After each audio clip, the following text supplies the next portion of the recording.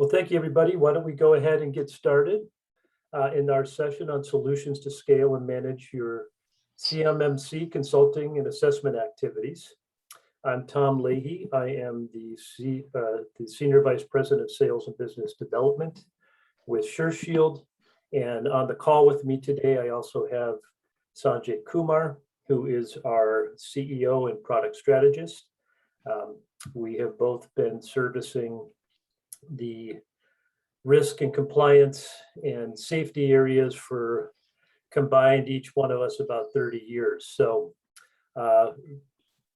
we appreciate you all joining us here today on a very timely subject as things begin to wrap up or ramp up for CMMC accreditation processes. What we'll cover today, we've gone through the intro. We'll talk a little bit about the current state and timelines. And as we know, we're still waiting for some final approvals on getting this process in place. But hopefully by the end of the year, that will all be wrapped up. A little bit about the market opportunity for you guys as providers. What the roles of, as you know, of our registered provider organizations and practitioners will be. Some of the challenges that you'll be facing in this with this big opportunity and how you can overcome some of those challenges by leveraging technology to help manage your services. And then we'll talk to you about our PartnerShield platform and how that can assist in this process. We'll do a very brief product demo. We'll take questions.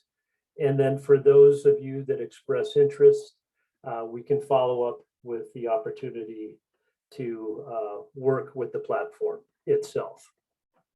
So with that, why don't we go ahead and get started. I'm kind of preaching to the choir, those of you that are RPOs.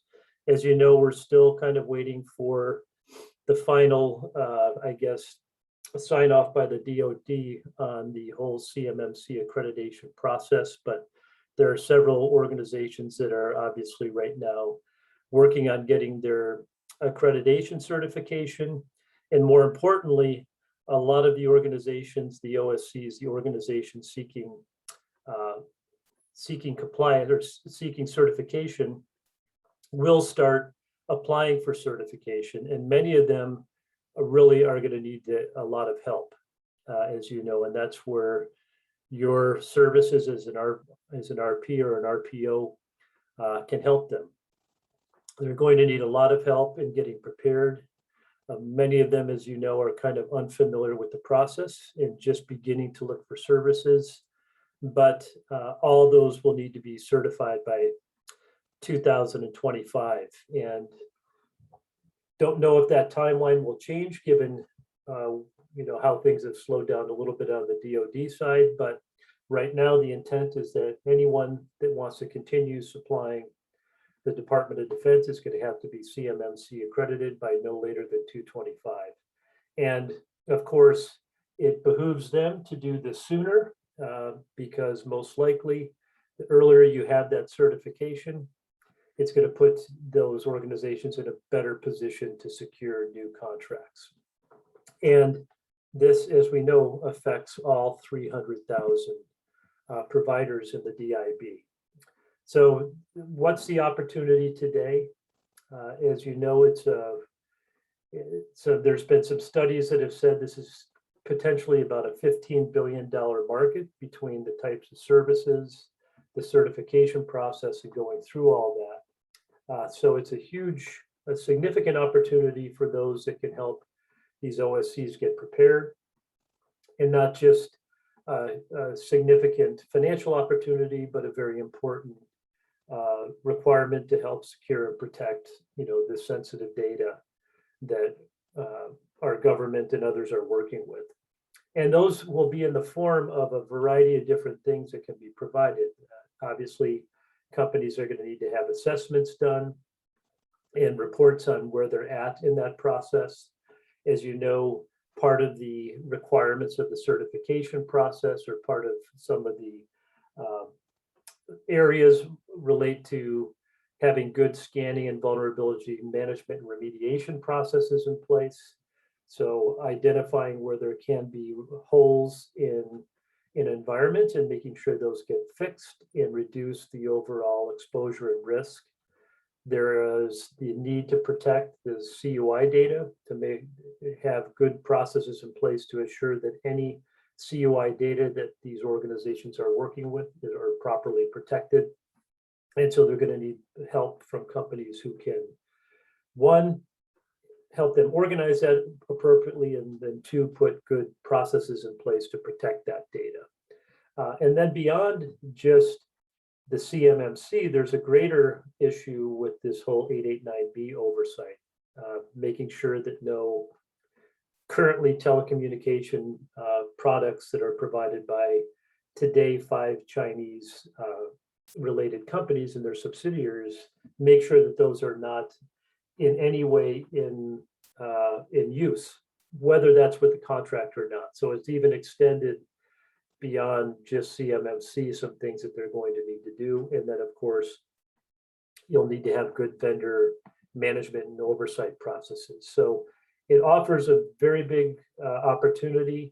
They were looking at average spends of 50,000, and depending upon the size of these organizations, that could be well larger than that. So a big opportunity to provide services to get companies ready.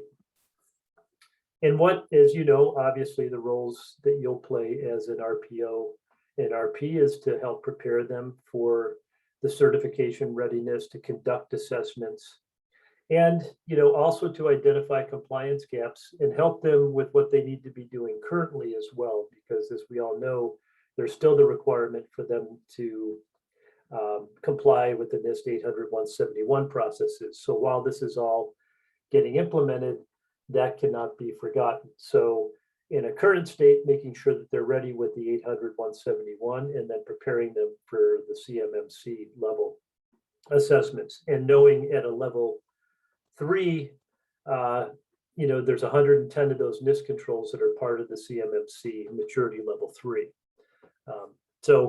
Again, helping identify and remediate any vulnerabilities that they may have, to identify and execute strategies to protect classified information, assure that 889B compliance and following those rules, and then really providing ongoing support for these organizations, because this will not just be a one-time process. While the current rules are looking at about a 3-year certification, you can be certain that that doesn't mean that it just starts and stops at that point. So all these types of things will need to be in place to help them, and that's where your all's roles come in. So before we go on to the next slide, which I will turn over to Sanjay, we're just going to take a brief poll to get an idea with the audience that we have here, those who are going to be providing RPO services, what will be some of the types of services that you plan to provide? And I'm going to go ahead and launch that poll briefly and give you about 45 seconds to go ahead and answer. What you as an RPO are intending to do and the services you're intending to provide. And what we have typically found in a lot of these is most everyone is planning on providing compliance and assessment service oversight. And then other services as well. The ones that we find to be the kind of 3 most significant are those around the vulnerability scanning and the working with the controlled unclassified information, and protecting, obviously, the vendors that are in that downstream.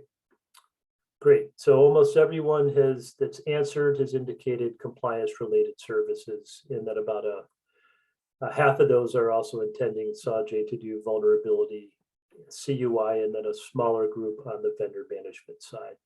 Excellent. So I'm going to go ahead and turn this over to you right now and let you go through the next couple of slides, and then we'll get into the product oversight. Good. Thank you, Tom. As Tom indicated, my name is Sanjay, and I'm here to basically talk about the efficiencies that the PartnerShield platform can offer to you as an RPO. Also, let me just add, if Tom did not mention it right in the beginning, if any one of you have any questions, please utilize the Q&A feature in the Zoom conference call to post any questions that you might have, and we will definitely respond to those at the end of the talk. So as an RPO, given the potential that you currently have of literally 300,000 vendors that are servicing the DIB, that form the DIB, there is a need to implement solutions that can help you scale in terms of servicing these customers of yours, right? Tom indicated a number of different solution types that will need to be offered or be required by your customers through your services. So our solutions today actually allow you, the platform that we have allows you to effectively deliver services at scale. These services can be delivered through the tool sets that you are able to enable. So the modules, whether they're for compliance or they're for security vulnerability management or for endpoint identification of CUI data and protecting that data, all of these different modules will be able to be enabled by you, and you control all of that for your vendor. So what we are basically providing to you really as an RPO is a platform that you utilize to service your customers. These solutions are easily implemented. They're all cloud-based, and you have the ability to control the offerings and wrap whatever services around those that you might want to add. So we know that a number of RPOs actually wrap around, let's say even for the compliance assessments, a number of services to help their customers remediate or close some of the compliance gaps, or in terms of vulnerability management, also help them do some of the remediation activities. All of those you can basically wrap based upon the tool sets that we actually provide. These are very, very efficient tools that also allow for very comprehensive reporting capabilities. So as Tom will demonstrate, we will also demonstrate what the tools allow you to do at the level of a particular customer when they are activated. Your customer also will have access to the same environment that you are basically using to service them if you choose to allow them to have access. So how can you benefit? The first solution that Tom is actually literally going to highlight, even though we have prepared the solution primarily for CMMC and NIST, just note that we can also enable a number of other compliance frameworks in the same solution. For example, the number of you might be servicing healthcare clients as well. So HIPAA assessments, the NIST, CSF, or the GDPR, all of these compliance frameworks can actually be enabled in our compliance tool depending upon your needs. And then you can in turn enable them specifically for specific clients depending upon what they need. We also provide a solution that allows you to do very comprehensive, detailed scanning of the different networks and environments that customers might actually have in terms of vulnerabilities, and tie that in addition together with the compliance framework. So if there are any scans that indicate certain vulnerabilities that could potentially impact certain controls within, let's say, CMMC and NIST, those can automatically be provided as evidence to support the compliance of those controls. And Tom also indicated another piece of module that we have that can basically be loaded up or be downloaded and deployed at endpoints in order to identify CUI data, and in not just identify, but also to protect that data based upon automated rules that you're able to set. So bottom line is, these solutions that are there will allow you to effectively service your customers for the needs that they have, at least for the needs for CMMC and NIST compliance purposes. Next slide. So the 4 solutions that Tom is going to highlight are going to be ComplyShield through the PartnerShield platform. ComplyShield, SecurityShield, HackShield, and IntegrityShield. And IntegrityShield, if I didn't mention it before, is the solution that we have created specifically with the database of all of the Chinese companies as well as their subsidiaries in the back end, with the ability to look up MAC addresses of each and every device that is identified within a network, compare it to the database of these vendors that are providing those devices, and highlight if there's any in use either within the company's environment or within their vendor network, within their supply chain. So with that, I will let Tom go into the demonstration of the application. And sorry, I forgot to mention some of the key features of PartnerShield include you having a completely controlled self-service portal. So you control everything. It is white labeled for you, and your customers basically see the white labeled portal that you are providing to them. You manage all of your clients through a single interface, including all the setup and managing the different subscriptions for all the services. So it becomes very, very easy and efficient for you. You're able to activate new services very, very quickly and literally benefit from some of the upsell opportunities that could be there. And we actually aid you in providing all of the materials that you need to be able to upsell any one of the different modules that we provide within our application. There is built-in workflow automation tools within our modules. And we have also integrated we recently completed an integration with Monday.com as well, which is a workflow automation platform. So you can either integrate with other workflow automation solutions or utilize what we have out of the box. Reports, I cannot emphasize the value that you get from the kind of reporting that we have. We have very, very detailed, inferential, and actionable reports that allow you to very, very quickly zero in on opportunities that need to be acted upon at the level of the customers. Excellent. So, and with that, I'm glad you also mentioned, Sanjay, that we do integrate with other applications as well. Yep. So I'm going to go into the demonstration, and just to reiterate a couple things, as Sanjay indicated. If, at the end of the session, of course, we'll be taking any questions. So please use that Q&A feature to ask any questions you may have. Also, just to note that both the content and the webinar recording is going to be made available to all of those here who are participating. And occasionally we have those that have registered and aren't able to come, and they'll be getting that content as well. So I'm going to exit here. And what we're going to provide today is kind of I'm going to give you a little higher level overview of the PartnerShield platform, and then go into some of the specific product offerings that are part of that.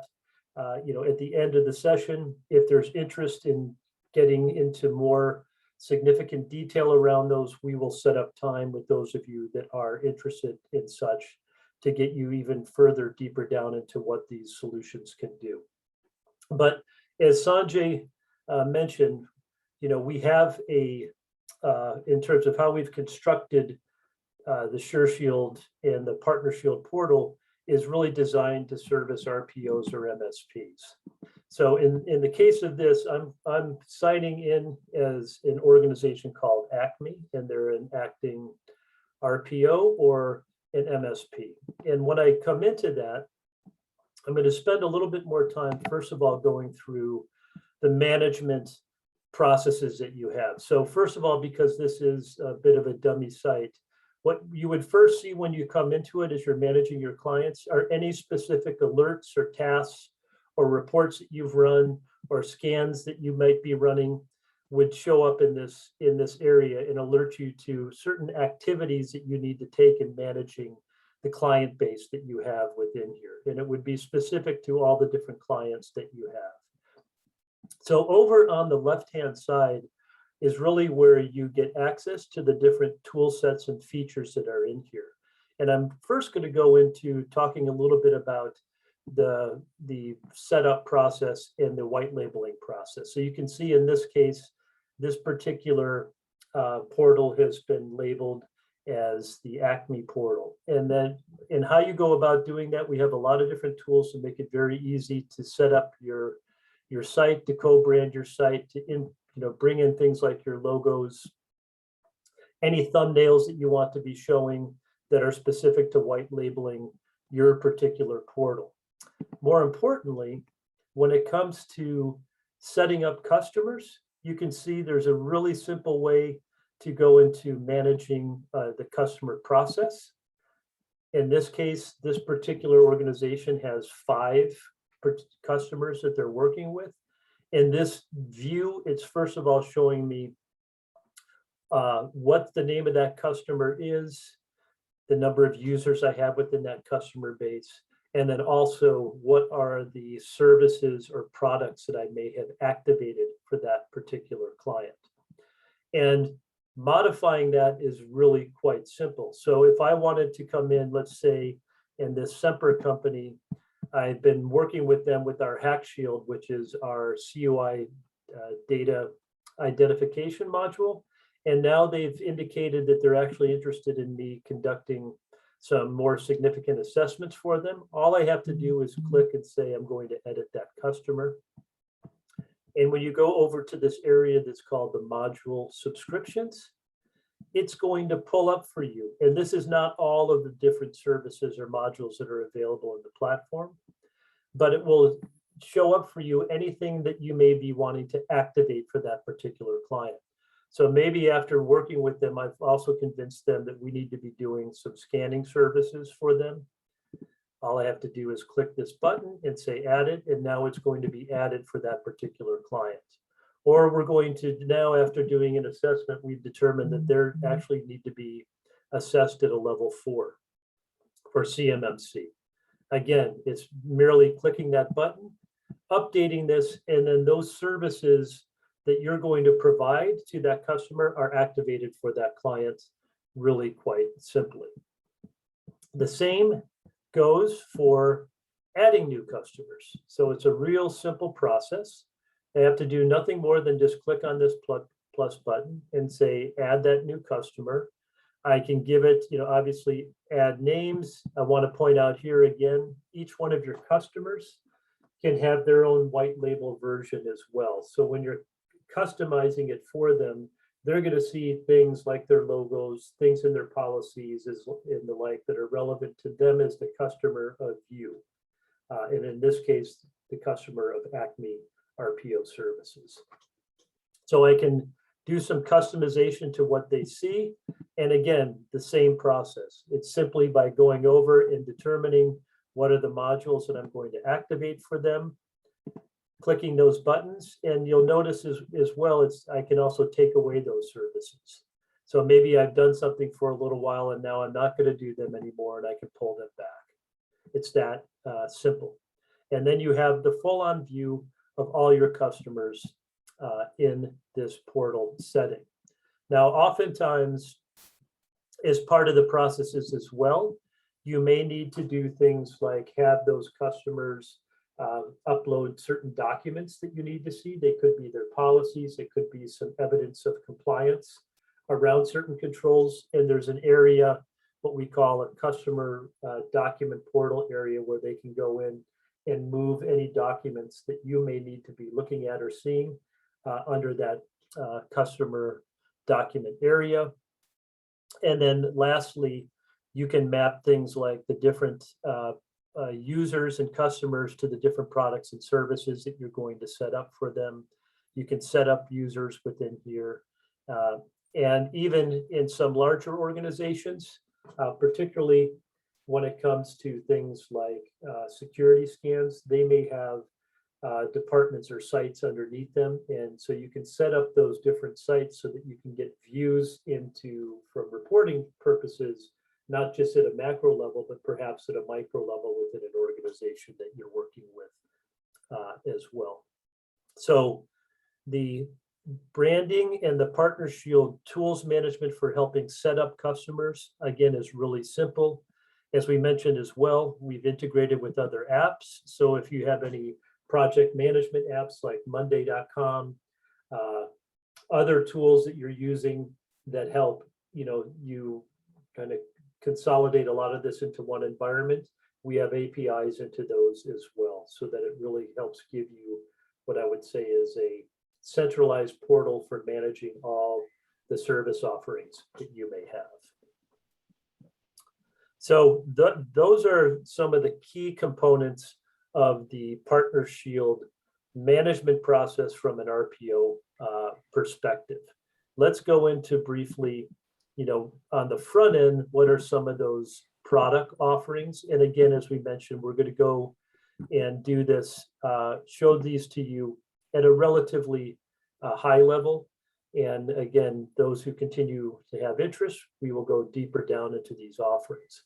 But I'm first going to go into the ComplyShield Manager. This is the solution that helps you with any type of assessments that you may want to do on behalf of that customer. And as Sanjay mentioned, for purposes of this particular presentation, we've enabled controls related to CMMC Level 3 and NIST 800-171. If there were other controls, like if you're servicing companies that might be healthcare related, you need to do HIPAA, or you need to do PCI audits, those types of things as well. Those are all part of the portfolio of assessments that we have. But in this case, for this particular company, so as the Acme RPO, I'm now taking a look at one of my companies under here called Stanley Aeronautics. And again, everything is kind of dashboard based to help you, guide you to activities that you may need to do. In the case of this particular client, we are, we've integrated not only what I would call the assessment controls, but they're also running vulnerability assessments. So it's showing me information as it relates to those as well. And then it's giving me some kind of high level views into areas that might be of concern for this particular client through reporting. But any one of these areas I can simply click into either at the macro or micro level. So if I just wanted to look at the non-compliant controls, I would click here. But let me go ahead and click into these controls and show you, as we know, we've activated this client at both the CMMC Level 3 as well as the NIST 800-171 level. And as you all know as well, the 171 controls are a subset of these. So a couple of things to point out in how we've constructed this platform is you can answer at either one of those levels and then synchronize your responses to the different controls. So there's no need for anyone to do independent NIST and independent CMMC related audits. If you do one, and oftentimes we'll say now you might want to do that at the CMMC level because that will synchronize to all the NIST level controls. And I'll show you a couple processes and how you go about that. But note to the right side, it allows you to filter this information in any way you may see fit. So if I just wanted to look at CMMC related controls, you'll see that now the only regulation standards that are showing here are all the CMMC related controls. If I wanted to just look at, let's just say, particular domain areas.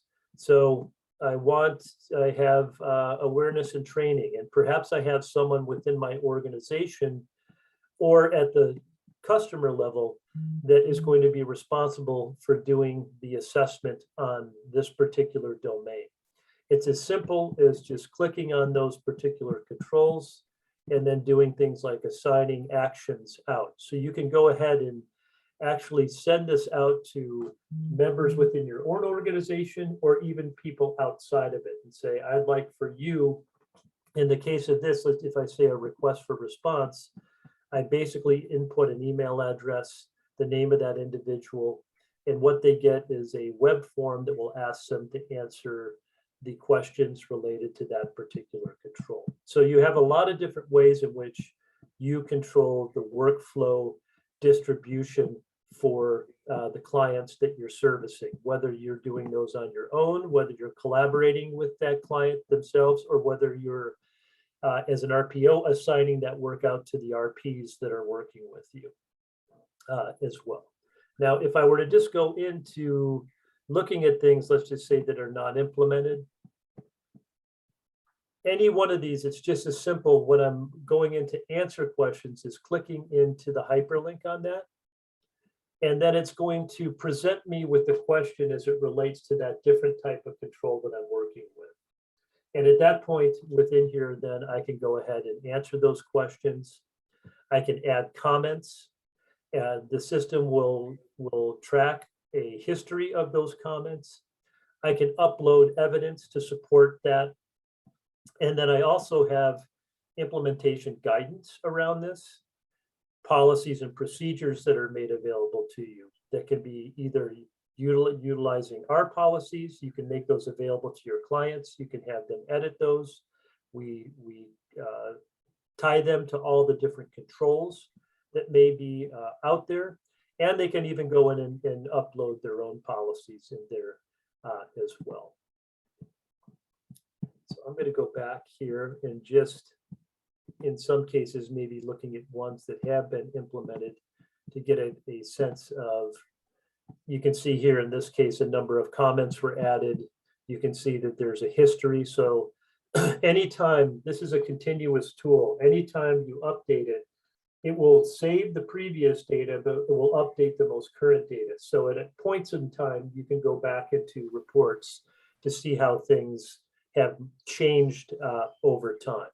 Yeah. And Tom, I just wanted to add over here that in the comment section or in some of all of these sections that Tom is pointing out, we provide for default language that is actually taken from some of the appendix sections of these control frameworks and the like, and provide it for you automatically in there for as content. You can leave it as is because it's quite good actually, or you can edit it and add more to those comments that are actually there. Yeah, and I can give an example of that, Sanjay. I'm just going to, Yeah. I think if I pick up something that's unanswered, and now if I were going to say it's implemented, you'll see it will provide me some default comments that are pulled from there. So we're trying to make the process a little bit easier, yet still allow you to append and make any modifications or changes that you may want to add to that as well.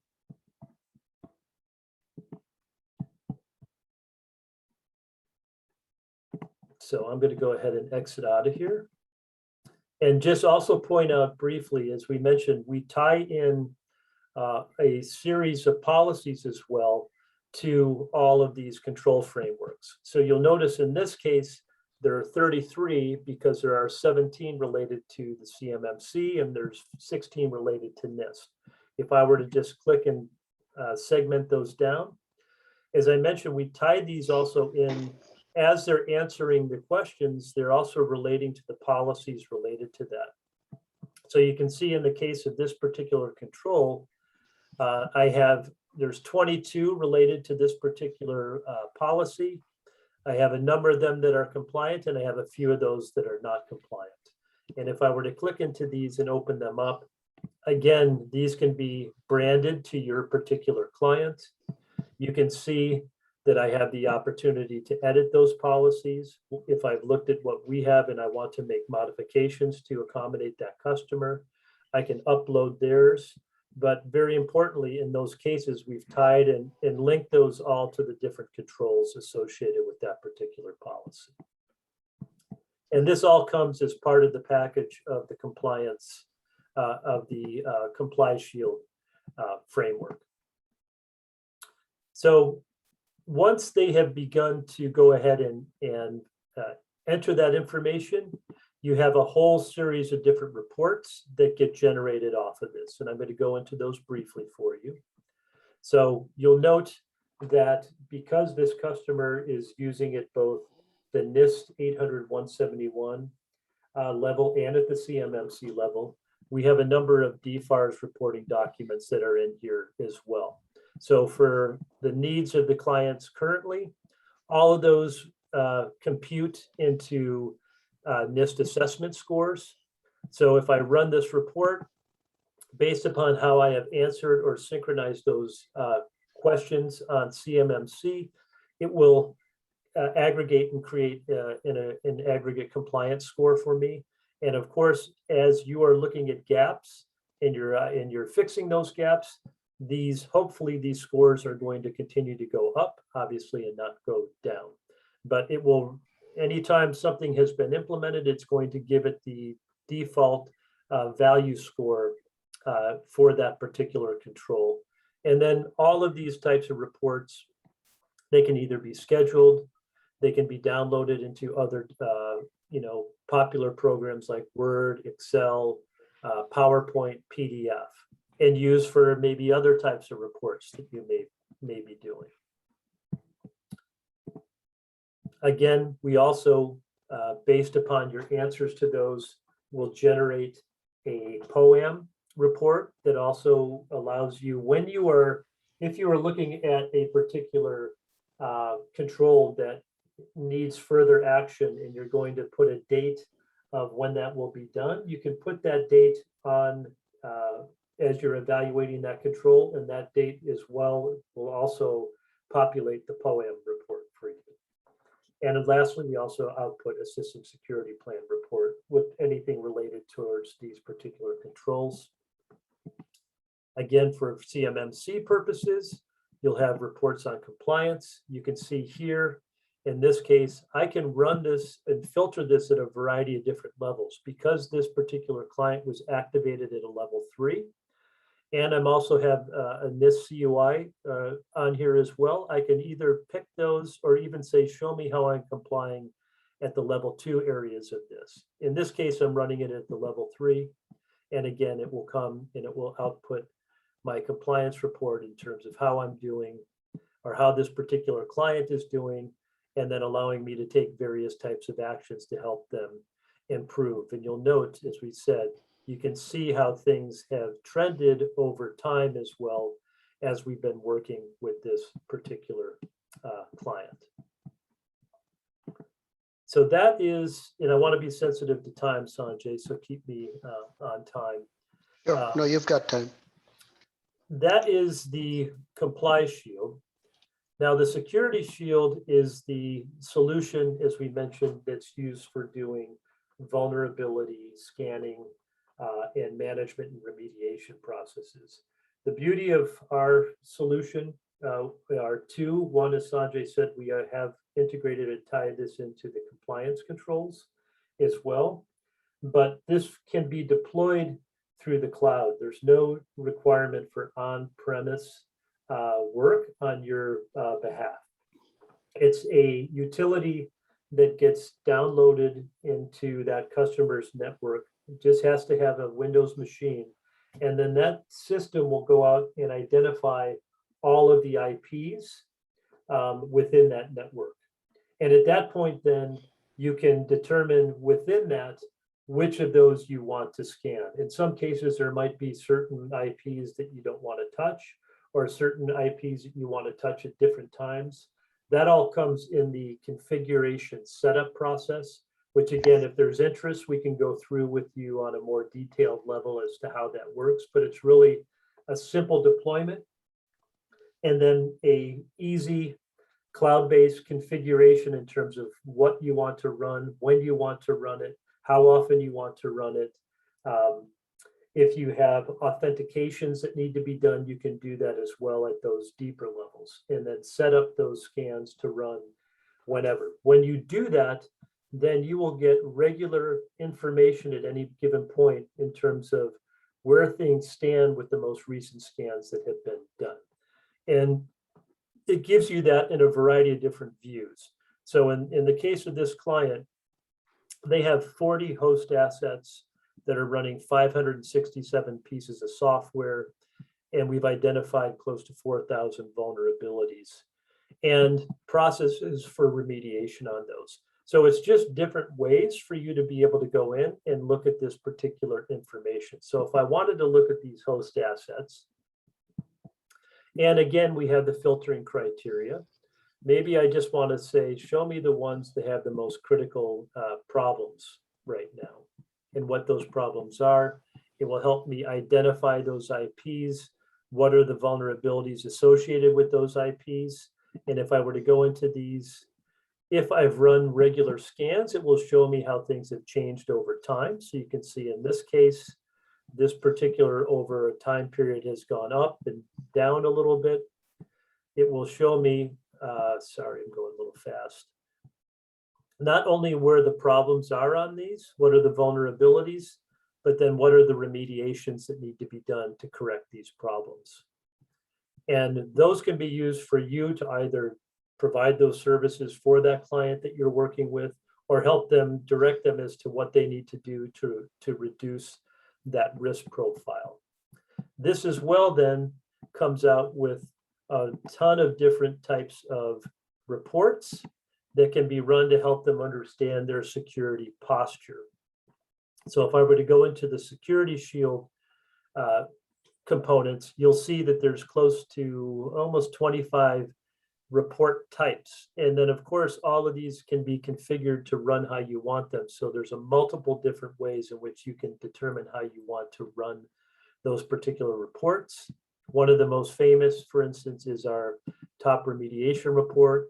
Again, if you've done this for a client and you're trying to help them understand where they really need to focus their efforts to improve that posture and improve their compliance scores, you can run a report like this. I'm saying, let's look at the top remediations, the top 20 remediations. It's going to give me, the biggest bang for my buck. And it starts to run that report. You know what, I may not have picked a client here. Let me just go back, make sure.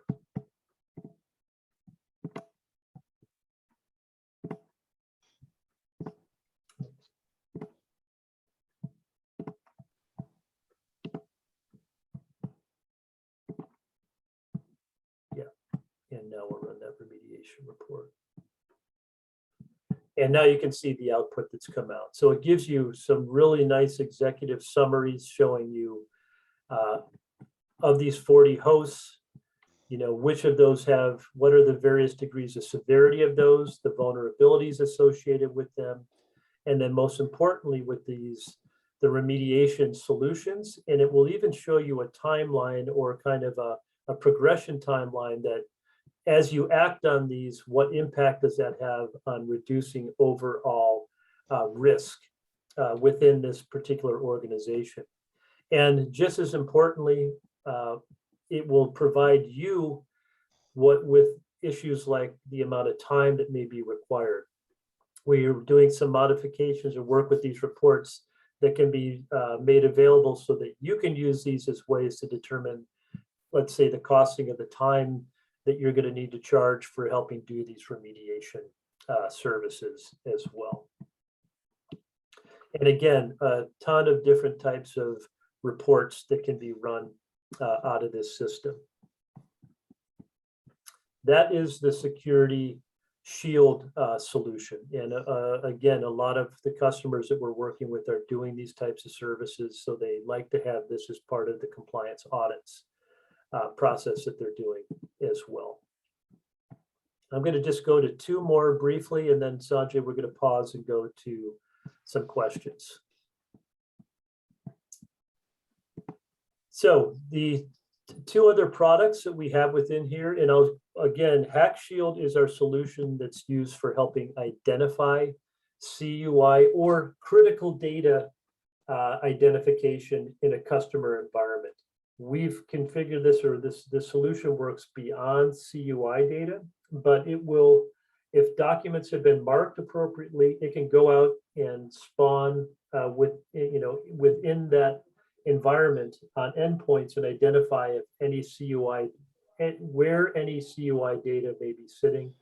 And that goes beyond CUI. It can be PHI data, it can be credit card data, a whole bunch of different information. So if I were to go in and say, I want to look at that, in this case, it's going to show me all the different types of data that I'm looking at in this environment. If I were to filter this down, you can see it's going to show me, for instance, under that particular classification, what are the devices, for instance, that's housing this data right now. And so one, it's an excellent tool for identifying where CUI data may be residing. But just as importantly, again, for those who have interest, we can set up more time to go through some of the back-end management process. There are rules that can be set utilizing that HackShield back-end utility to set certain protection criteria on that data, like encrypting it so that if it tries to move anywhere outside of a capsuled environment, that even if someone tried to, let's say, email that out, when someone tried to open it on the other end, it would be encrypted and you could not open it up. So it puts great layers of protection on that data. And as we know, that data is it's a very significant part of the overall CMMC accreditation and compliance requirements. So a number of our MSPs and RPOs have used that as a means to even help their customers understand where CUI data may be residing that they didn't even know about.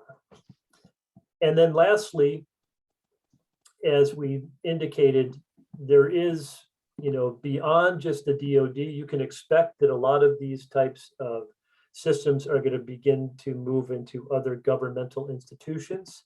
But we do have overall, as many of you know, the 889B requirements, which are making sure that anybody that's servicing within the federal government, regardless of whether they're using this technology for the purposes of executing a contract, they are not allowed to be working with these 889B banned telecommunication vendors. If you are, you have to first of all attest that you aren't.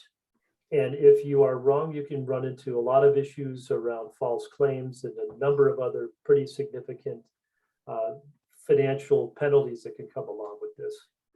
So we've basically set this up to make it very simple by leveraging that same utility that you utilize for doing scanning in a little bit different manner. It can go out and identify all the assets in an environment and the MAC IDs on those assets and instantaneously tell you whether you have any of these banned vendors working within your environment and who those banned vendors may be, and allow you to utilize a plan to eliminate them or move them out of the process. So we've taken what can be considered a really complex area to try to keep up with and simplified that by aggregating all of those currently banned entities and running them through a database that gets checked instantaneously against all of those that may be in that environment. So in this case, you can even start to segment, because these 5 main companies like Hangzhou or Huawei have many, many different subsidiaries underneath them as well. And those subsidiaries as well are banned. So this 889B tool can help provide the assurances for that process as well. So I'm going to stop there, Sanjay. Yep, we have, I think, about 10 minutes for Q&A. Yeah. And just, open it up to questions. Certainly, as far as the SureShield platform, we think it can really help you with immediate growth and profitability options. It's going to help you take on and manage more clients, hopefully manage more services that you may be doing for more clients, and or adding new services that would be needed for those clients. And we've got some examples of, the ability, because you can take on more, to boost profitability and boost bandwidth, significant bandwidth. And we're there to support you in any way we can to help, you succeed in this particular process. As we know, it's almost a big land grab right now, with 300,000 providers getting to the point where they're going to need to get prepared for this and going through the certification process. You can expect that there's going to be a huge demand, and obviously why you guys have decided to become RPOs and expand many of the RPOs, as we know, our MSPs, to expand those services for this particular area. So why don't we open it up to questions? And, as we get almost to the end here, for those of you that are interested in getting kind of a deeper dive into the SureShield platform, we're going to take we'll open up a brief poll again for you to indicate whether you would like to get, the ability to get deeper into this and perhaps leverage and work with the platform. And we will then, of course, follow up with you to go into a more detailed setup process with that. So I'm going to open up that poll. And Sanjay, do we have questions that are coming in? Yes. So do you want to open those? Yes, so I can actually answer this question directly. The question is, the person that's asking the question is an RP. Do I need to be an RPO to use this? The answer to that is no. RPs can also actually utilize the platform to be able to service their customers. So if you're an RP or an RPO, you can actually use it. And Tom can explain more if need be on that. Yes, I mean, if you're an RP and you need this for conducting some of the services that you're providing on behalf of your RPOs, because some RPs, as we know, we're working with multiple, you can leverage it in a similar fashion. And I just, for those of you that are still with us, I did launch that poll to, ask if there's an interest. If you have an interest in learning more or getting more of a deep dive, please go ahead and answer that. And as we mentioned, the next step would be for us to set up some time to go through this in much greater detail for you and hopefully get you set up on it. Other questions, Sanjay? I see another one that may have come up. Yes, and if you can take off the poll so that I can look at it. Okay. Well, I can read it. Let me go. On some of the CMMC reports, there were some that were sorted by risk, very high risk, low risk set. How do you determine the risk level by the DoD assessment method?